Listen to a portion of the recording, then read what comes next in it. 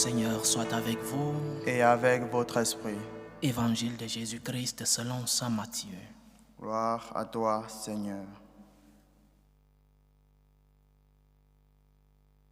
En ce temps-là, voici que quelqu'un s'approcha de Jésus et lui dit, « Maître, que dois-je faire de bon pour avoir la vie éternelle ?» Jésus lui dit, « Pourquoi m'interroges-tu sur ce qui est bon? Celui qui est bon, c'est Dieu et lui seul. Si tu veux entrer dans la vie, observe les commandements. » Il lui dit, « Lesquels ?» Jésus reprit, « Tu ne commettras pas de meurtre, tu ne commettras pas d'adultère, tu ne commettras pas de vol, tu ne porteras pas de faux témoignages. Honore ton père et ta mère. Et aussi, tu aimeras ton prochain comme toi-même. » Le jeune homme lui dit, « Tout cela, je l'ai observé. Que me manque-t-il encore ?» Jésus lui répondit, « Si tu veux être parfait, va, vends ce que tu possèdes, donne-le aux pauvres, et tu auras un trésor dans les cieux.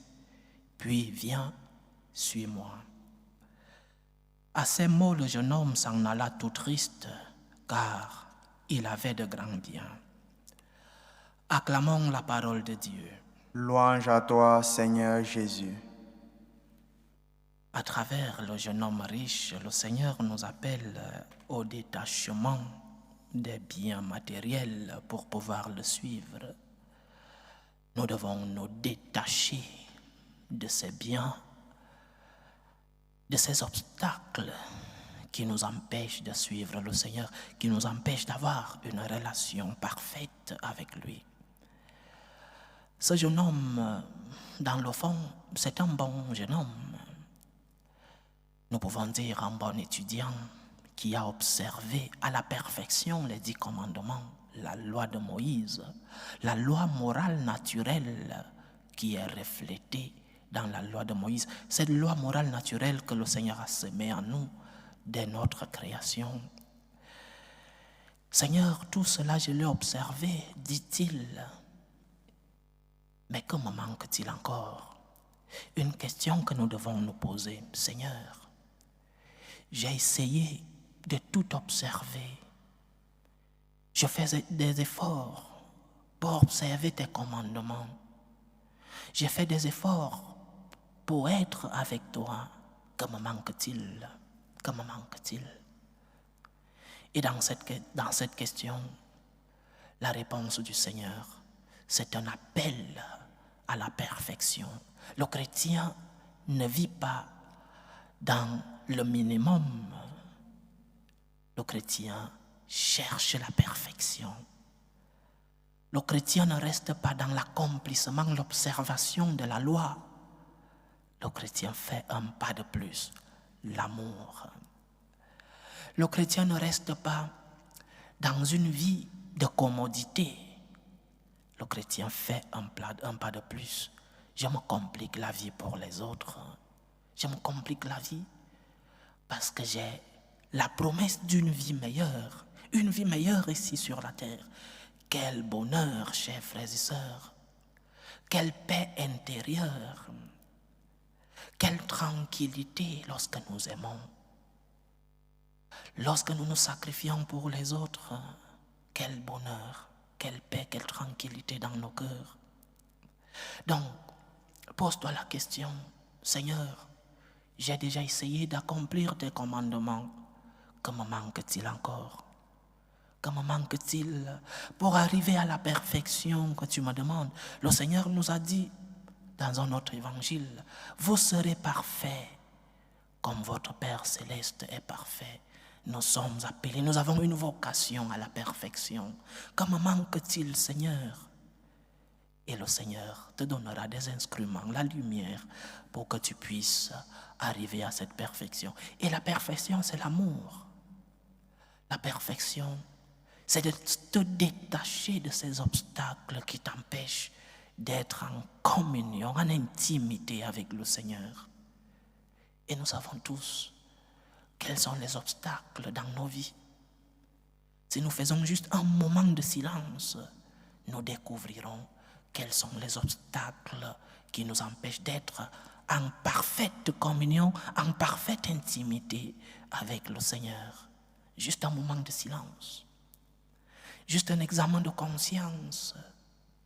Juste un moment où nous nous éloignons des bruits de la vie, des bruits de la société et nous entrons en nous-mêmes. Saint Augustin, lorsqu'il a commencé son processus de conversion comme grand intellectuel, il a commencé à chercher le Seigneur dehors, chercher le Seigneur dans la nature, chercher le Seigneur dans des choses extérieures à lui-même.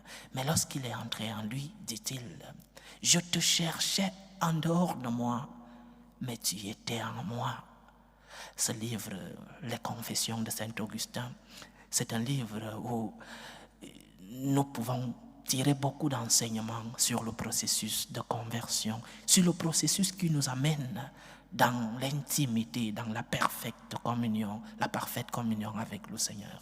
Je te cherchais en dehors de moi, mais tu étais à l'intérieur. Entre dans toi et tu découvriras les obstacles qui t'empêchent d'être en parfaite communion avec Dieu.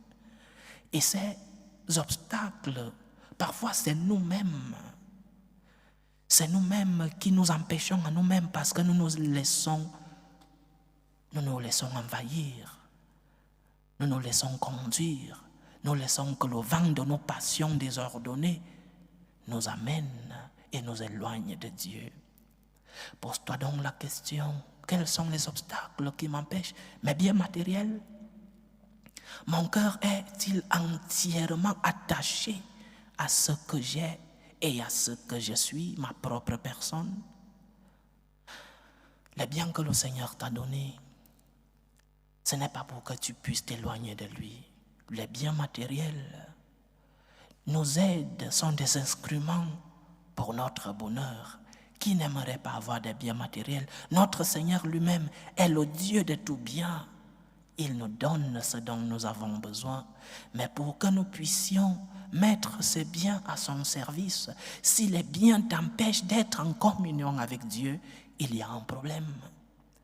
Si les biens que tu as reçus t'empêchent de t'approcher de celui-là qui est le maître de tes biens, la source de ce que tu es et de ce que tu as, tu n'as pas compris pourquoi le Seigneur t'a rempli de ses grâces. Alors, mets tes biens au service du Seigneur. Mets tes biens au service de celui-là qui te les a donnés. Ce sont des dons. Un don dans lequel, oui, tu as fait des efforts. Tu as étudié, tu as travaillé dur pour avoir ce que tu as. Mais à la fin, comme disait Sainte Thérèse de Lisieux, à la fin, tout est grâce. Tout ce que tu as est grâce. Oui, tu as collaboré avec la grâce de Dieu et très bien. Mais à la fin, tout est grâce. Et tu dois rendre les grâces que tu as reçues à la source de ces grâces qui est notre Seigneur. Mets donc tes biens au service de Dieu. Que les biens matériels que tu as ne soient pas un obstacle qui t'empêche à être en communion avec Dieu. Que les biens matériels que tu as ne t'empêchent pas d'être en intimité avec le Seigneur. Les biens que tu as doivent t'aider à arriver à la sainteté, à la félicité sur la terre, mais aussi et surtout à la félicité au ciel. Que notre rencontre avec le Christ soit une parfaite rencontre, une parfaite communion. Et que notre liberté, parce que le Seigneur nous a créés libres, que notre liberté nous aide à choisir le chemin du Seigneur, à ne pas nous éloigner du Seigneur, en étant triste comme ce jeune qui s'en alla tout triste parce qu'il avait de grands biens. Allons à la rencontre du Seigneur. Mettons nos biens à son service et au service de ceux-là qui sont dans le besoin. Combien de personnes sont dans le besoin autour de nous et même loin de nous? Combien de personnes ont besoin de ce morceau de pain qui est sur ta table et qui parfois ne te sert pas à grand-chose? Combien de fois nous vivons dans le gaspillage et dans le consumisme total alors que des personnes vivent dans le besoin? Combien de fois nous faisons des achats qui n'ont pas une grande importance dans nos vies. Combien de fois nous remplissons nos maisons des choses matérielles qui parfois ne nous servent à rien, alors que des personnes sont dans le besoin. Mets tes biens au service du Seigneur. Mets tes biens au service de ceux qui sont dans le besoin. Et tes biens ne seront pas un obstacle qui t'empêche d'avoir une communion parfaite avec le Seigneur.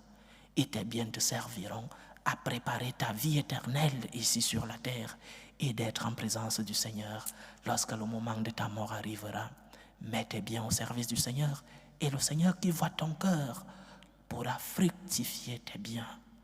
Lorsque tu remettras au Seigneur le don que tu as reçu de lui, lorsque tu mettras au service du Seigneur ce que tu as reçu de lui, alors il te le donnera 100 fois plus, parce qu'il est le Dieu qui fructifie ce que nous avons. Il nous a déjà donné, et lorsque nous mettons à son service ce que nous sommes et ce que nous avons, nous pourrons recevoir 100 fois plus comme il nous l'a promis. Le Seigneur est merveilleux. Le Seigneur nous remplit de ses bénédictions. Après une grâce, vient une action de grâce. Et ton action de grâce, c'est de remettre au Seigneur ce que tu as reçu de lui. Ton action de grâce n'est pas seulement un merci de courtoisie, mais aussi une offrande, l'offrande de ta vie, l'offrande de ce que tu es et l'offrande de ce que tu as. Mets tes biens au service du Seigneur, mets tes biens à ceux qui sont dans le besoin. Loué soit Jésus-Christ. À jamais.